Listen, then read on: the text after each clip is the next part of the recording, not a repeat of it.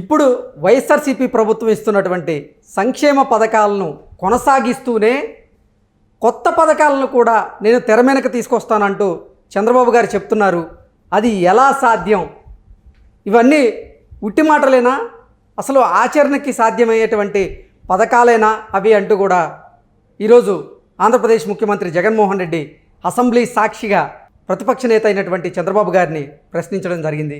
ఈ నేపథ్యంలో ఈ అంశానికి సంబంధించి మనతో మాట్లాడేందుకు ప్రముఖ రాజకీయ విశ్లేషకులు, ప్రముఖ సీనియర్ జర్నలిస్ట్ సిఎస్ రావు గారు మనతో ఉన్నారు. సార్తో మాట్లాడదాం. సార్ నమస్తే. నమస్తే సార్, ఇప్పుడు వైఎస్ఆర్సీపీ ఇస్తున్నటువంటి పథకాలను కొనసాగిస్తూనే మరికొన్ని పథకాలను కూడా నేను ఇస్తాను, మన ప్రభుత్వం వస్తాయంటూ చంద్రబాబు గారు ఇప్పటికే మేనిఫెస్టోలో పెట్టడం కూడా జరిగింది.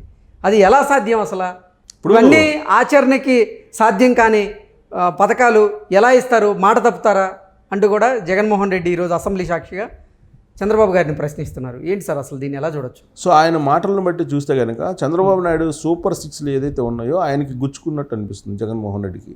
ఓకే. సో సూపర్ సిక్స్లను ప్రకటించాడు చంద్రబాబు నాయుడు. వాటిలో సూపర్ సిక్స్లో ప్రధానమైంది ఏంటంటే ఉచిత బస్ ప్రయాణం మహిళలకి, అలాగే ఇంట్లో ఉండేటువంటి ప్రతి ఆడబిడ్డకి 1500 రూపాయలు, అలాగే పిల్లల్ని బడికి పంపించేటువంటి ప్రతి తల్లికి ఏడాదికి 15,000 రూపాయలు, రైతులకి ఏడాదికి 20,000 రూపాయలు, తర్వాత ఉచిత సిలిండర్లు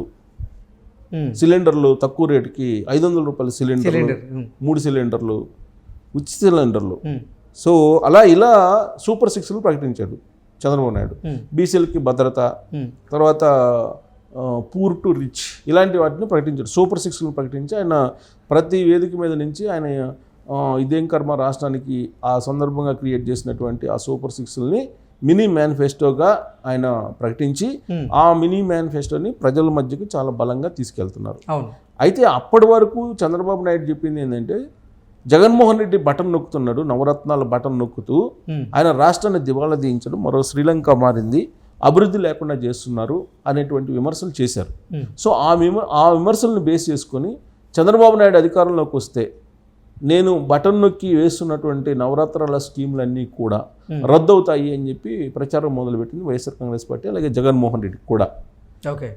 దానికి ప్రతిగా చంద్రబాబు నాయుడు ఏమంటున్నారంటే సూపర్ సిక్స్లు నేను అమలు చేస్తాను అని చెప్పి అంటున్నారు. సూపర్ సిక్స్ని ఆయన ప్రకటించడం జరిగింది. సో ఇప్పుడు లాజిక్ పాయింట్ తీశారు అసెంబ్లీ సాక్షిగా జగన్మోహన్ రెడ్డి. నేను ఇస్తున్నటువంటి నవరత్నాలు సందర్భంగానే దివాళా తీసింది రాష్ట్రం అని చెప్పి చెప్తున్నారు కదా.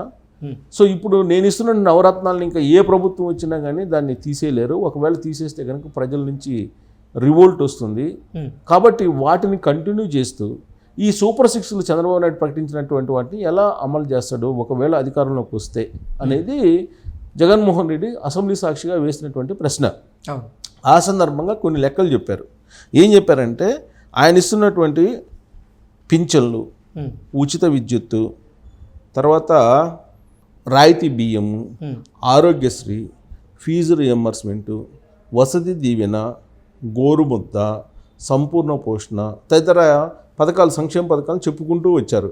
ఈ పథకాలను ఏ ప్రభుత్వం అధికారంలోకి వచ్చినా కానీ అమలు చేయాల్సిందే, అమలు చేసి తీరాల్సిందే, ప్రజలు ఫిక్స్ అయిపోయారు, వీటిని తీసేయలేరు ఏ ప్రభుత్వం వచ్చినా అని చెప్పి ఆయన చెబుతూ ఉన్నారు.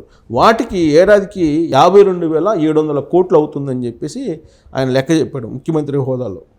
ఇప్పుడు అమలు చేస్తున్నటువంటి ఈ నవరత్నాలకి 52,700 కోట్ల రూపాయలు ఏడాదికి ఖర్చు అవుతుంది అని చెప్తూ ఇప్పుడు చంద్రబాబు నాయుడు బాబు షూరిటీ భవిష్యత్ గ్యారంటీ అనేటువంటి ఒక స్లోగన్ తోటి ఆయన అనేకమైనటువంటి పథకాలని ఆయన అనౌన్స్ చేశాడు. ఆయన వాగ్దానాలు అమలు కావాలంటే ఏడాదికి 73,340 కోట్లు కావాలని చెప్పేసి ఆయన లెక్కేశాడు జగన్మోహన్ రెడ్డి. ఆయన అమలు చేస్తున్నటువంటి వాటికేమో 52,700. చంద్రబాబు నాయుడు వాగ్దానం చేసినటువంటి వాటిని అమలు చేయాలంటే 73,340 కోట్లు అవుతుందని చెప్పేసి జగన్మోహన్ రెడ్డి ఒక లెక్క వేశాడు అసెంబ్లీలో. సో ఈ జగన్మోహన్ రెడ్డి అమలు చేస్తున్నటువంటి 8 పథకాలు ప్లస్ చంద్రబాబు నాయుడు ఇచ్చినటువంటి 6 పథకాలు, ఈ సూపర్ సిక్స్లు, ఈ మొత్తం కలిపితే వెరసి ఏడాదికి 126,140 కోట్లు కావాలని చెప్పి ఆయన ఒక అంచనా వేశాడు. ఏడాదికి సగటున ఇంత ఖర్చు అవుతుంది, సగటున 70,000 కోట్లతో అమలు చేయడానికి మేము కింద మీద పడుతున్నాము, అంటే మాకే 72,000 కోట్లు అవుతుంది. ఆ 72,000 కోట్లు పథకాలని అమలు చేయడానికి మేము కింద మీద పడుతున్నాము. ఇక చంద్రబాబు నాయుడు వచ్చి 126,000 కోట్ల రూపాయలు విలువైనటువంటి ఈ పథకాలని ఎలా అమలు చేస్తాడు? అంటే 5 సంవత్సరాలు 7.5 లక్షల కోట్లు అమలు చేయటం సాధ్యం కాదు. సాధ్యం కానటువంటి హామీలని చంద్రబాబు నాయుడు ఇస్తున్నారు అని చెప్పి ఆయన అసెంబ్లీ సాక్షిగా చంద్రబాబు నాయుడు ప్రకటించిన సూపర్ 6ల మీద ఆయన ఎదురుదాడికి ప్రారంభించారు. అయితే ఆయన ఏం చెబుతున్నారు, ఇవి ఇంకోటి ఏంటంటే చంద్రబాబు నాయుడు ఇవి ఓన్లీ మినీ మేనిఫెస్టోలేను, ఇంకా చాలా ఇది ఒక శాంపిల్, ఒక ట్రైలరేను, ఫుల్ సినిమా చాలా ఉంది, ఫుల్ మేనిఫెస్టోలు చాలా ఉంటాయని చెప్తున్నారు. కాబట్టి ఇంకా ప్రకటించేటువంటి వాటికి కూడా చాలా అవుతుంది. అవన్నీ ఎక్కడ తెచ్చిస్తాడు చంద్రబాబు నాయుడు? కాబట్టి చంద్రబాబు నాయుడు చెప్పేవన్నీ అబద్ధాలు అని చెప్తున్నారు. రాష్ట్రం అప్పుల్లో ఉందని చెప్తున్నారు అంటున్నారు.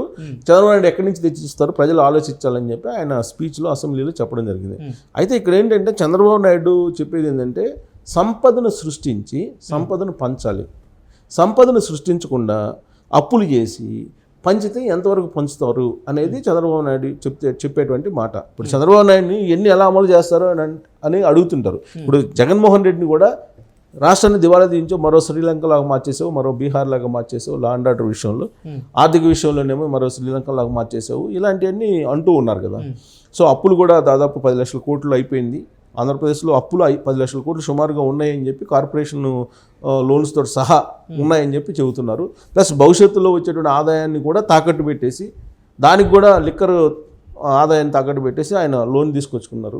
సో ఇలాంటి పరిస్థితుల్లో రాష్ట్రాన్ని అసలు నడవడమే కష్టంగా ఉంది. జీతాలు నెల 1వ తారీఖు ఇవ్వలేకపోతున్న పరిస్థితుల్లో జగన్మోహన్ రెడ్డి ఇప్పుడు ఆ సంక్షేమ పథకాలను అమలు చేయటం కారణంగానే ఇంత పరిస్థితి వచ్చిందని చెప్పి చెబుతున్నట్టు చంద్రబాబు నాయుడు.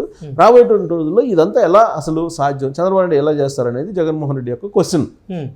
అయితే చంద్రబాబు నాయుడు చెప్పేది ఏంది, సంపదను సృష్టించాలి, సృష్టించిన సంపదను పేదలకు పంచాలి. ఇది ఆయన మొదటి నుంచి అవలంబిస్తున్నటువంటి విధానం. ఈవెన్ ఉమ్మడి ఆంధ్రప్రదేశ్లో ముఖ్యమంత్రిగా ఉన్నప్పుడు కూడా ఆయన ముందు సంపదను సృష్టించి ఆ తర్వాత పంచేవాళ్ళు. అందుకే ఒకనొక సమయంలో నేను అప్పట్లో ఆయన్ని ఇంటర్వ్యూ చేసినప్పుడు, దాదాపు ఆయన ఉమ్మడి రాష్ట్రంలో ఉన్నప్పుడు, ఆ తర్వాత జరిగినటువంటి పరిణామాల క్రమంలో నేను ఒకసారి ఇంటర్వ్యూ చేసినప్పుడు నేను అడిగా, అసలు మీరు అందరూ అగ్రికల్చర్కి ప్రాధాన్యత ఇస్తారు, మీరు ప్రాజెక్టులకు ప్రాధాన్యత ఇస్తారు, మీరు హైటెక్ సిటీకి ఎందుకు మీరు ప్రాధాన్యత ఇచ్చారు, ఐటీకి ఎందుకు ప్రాధాన్యత ఇచ్చారు అని చెప్పి నేను అడిగాను. అడిగితే ఆయన చెప్పినటువంటి సమాధానం ఏంటంటే, ప్రాజెక్టులు కడితే ఇమీడియట్ ఇన్కమ్ అయితే ఉండదు, ఇమీడియట్ ఇన్కమ్ అయితే రాదు కదా ప్రాజెక్టులు కడితే. అదే ఐటీ సెక్టర్ని ప్రమోట్ చేసి ఇమీడియట్ మనకి ఇన్కమ్ కనిపిస్తుంది, దాన్ని పేద ప్రజలకు పంచవచ్చు అని చెప్పారు. సో ఆయన ప్రాధాన్యత అంశంగా ఐటీని తీసుకోవడానికి గల కారణం ఏంటనేది అప్పుడు నాకు ఒక ఇంటర్వ్యూలో చెప్పడం జరిగింది చంద్రబాబు నాయుడు. అంటే ఫస్ట్ సంపదను సృష్టించాలి, నువ్వు పంచాలంటే. అది చంద్రబాబు నాయుడు పాటించారు ఉమ్మడి రాష్ట్రంలో కానీ, ఆ తర్వాత విడిపోయినటువంటి రాష్ట్రంలో కానీ. ఇవాళ అమరావతి ప్రాజెక్టు కనుక ఉన్నట్టయితే ఎస్బీఐ వాళ్ళు చేసినటువంటి సర్వే ప్రకారం 2029 నాటికి అమరావతి ప్రాజెక్టు ఆల్మోస్ట్ 25 లక్షల కోట్ల రూపాయలు 25 లక్షల కోట్ల రూపాయలు వర్త్ ఉన్నటువంటి లావాదేవీలు జరిగాయి. 25 లక్షల కోట్ల రూపాయల ఆదాయాన్ని కోల్పోయింది ఆంధ్రప్రదేశ్ రాష్ట్రం అని చెప్పి వాళ్ళు వేసినటువంటి అంచనా. ఏది ఎస్బీఐ వాళ్ళు అంచనాలు వేస్తుంటారు సహజంగా. వాళ్ళు వేసినటువంటి అంచనా ప్రకారం 25 లక్షల కోట్ల రూపాయలని ఆంధ్రప్రదేశ్ ప్రభుత్వం నష్టపోయింది. ఒకవేళ అమరావతి ప్రాజెక్టు కనుక ఉన్నట్టయితే 2029 నాటికి 25 లక్షల కోట్ల రూపాయల ఆదాయం ఆంధ్రప్రదేశ్కి వచ్చింది, జమ అయ్యి ఉండేది అని చెప్పి ఆయన చెప్పారు. ఎస్బీఐ చెప్పింది. ఇది మన డేటా కాదు, వాళ్ళు చెప్పినటువంటి డేటా. అది చూడొచ్చు, నెట్లో కూడా ఉంటుంది, చూడొచ్చు. సో కాబట్టి సంపదను సృష్టించడానికి 2014లోనే ఫౌండేషన్ వేశాడు చంద్రబాబు నాయుడు. కానీ జగన్మోహన్ రెడ్డి వచ్చిన తర్వాత 2019లో ఆయన ఫ్రీబీస్కి, అంటే ఉచిత పథకాలకి ఖర్చు పెడుతూ ఉన్నారు. బట్ నువ్వు ఎక్కడ సంపదని క్రియేట్ చేశారు అని అంటే ఆయన అసెంబ్లీలో చెప్పేది ఏంటంటే, రెవెన్యూ లోటు చంద్రబాబు నాయుడు ఉన్నప్పుడే ఉంది, ఇప్పుడు కొత్తగా లేదు, ఇంకా పెరిగింది, అప్పుడు ఆయన ఉన్నప్పుడు ఇంకా ఎక్కువ ఉందని చెప్పి ఆయన చెప్పేటువంటి లెక్క చెప్తున్నారు. కానీ చంద్రబాబు నాయుడు ఉన్నప్పుడు నీకు సంపద సృష్టించడానికి పునాదులు అయితే వేశారు కదా, ఆ సంపద వచ్చే నాటికి ఆయన దిగిపోవాల్సి వచ్చింది. అదే ఆయన ఉన్నట్టయితే ఇవాళ అమరావతి ప్రాజెక్ట్ ఉన్నట్టయితే ఇవాళ వేరే విధంగా ఉండేది అనేది ఎస్బీఐ చెప్తుంది. ఎస్బీఐ వాళ్ళు అంచనా, వాళ్ళు నిపుణులు, ఎస్బీఐ వాళ్ళకి సంబంధించిన ఇంజనీర్స్ కానీ, వాళ్ళు ఫైనాన్షియల్ ఎక్స్పర్ట్స్ కానీ, వాళ్ళందరూ కలిసి చేసేటువంటి అంచనా ప్రకారం అమరావతి ప్రాజెక్టు ఉన్నట్టయితే నీకు అది డెవలప్ అయింది, ఆదాయం పెరిగి ఉండేది. ఆ ఆదాయాన్ని పేదలకు పంచేవాళ్ళు. సో ఇప్పుడు చంద్రబాబు నాయుడు రాబోయేటువంటి రోజుల్లో ఒక అంచనాతోటే చెప్పుంటారు డెఫినెట్గా. ఇప్పుడు ఆయన జగన్మోహన్ రెడ్డి చెప్తున్న లెక్క ప్రకారం ఆయన ప్రస్తుతం ఇస్తున్నట్టు 72,000 కోట్ల రూపాయలు విలువైనటువంటి ఉచిత పథకాలు, చంద్రబాబు నాయుడు సూపర్ సిక్స్లు, ప్లస్ ఆయన మళ్ళీ ఫుల్ ప్లెడ్జ్డ్ మేనిఫెస్టోలో అనౌన్స్ చేసే అన్నీ కలిపితే 1,30,000 కోట్లు అవుతుంది అనుకున్నాం. ఈ 1,30,000 కోట్లు ఏ విధంగా రాబట్టాలనేది కూడా చంద్రబాబు నాయుడుకి ఒక ఐడియా ఉంటుంది, ఉండకుండా ఉండదు. సో కాబట్టి జగన్మోహన్ రెడ్డి చెప్పేటువంటి లెక్క అయితే అది చంద్రబాబు నాయుడికి తిక్కలేగుతున్నట్టుంది. సో చంద్రబాబు నాయుడు అది ఏదంటే పవన్ కళ్యాణ్ భాషలో నాకు ఒక లెక్క ఉంది, దానికి ఒక తిక్క ఉందని చెప్పి. సో పవన్ కళ్యాణ్ భాషలో చెప్పాలంటే జగన్మోహన్ రెడ్డికి తిక్క కలిగించేలా చంద్రబాబు నాయుడు సూపర్ సిక్స్ని అయితే విడుదల చేశాడని చెప్పి మనం చెప్పచ్చు. Okay sir, thank you so much.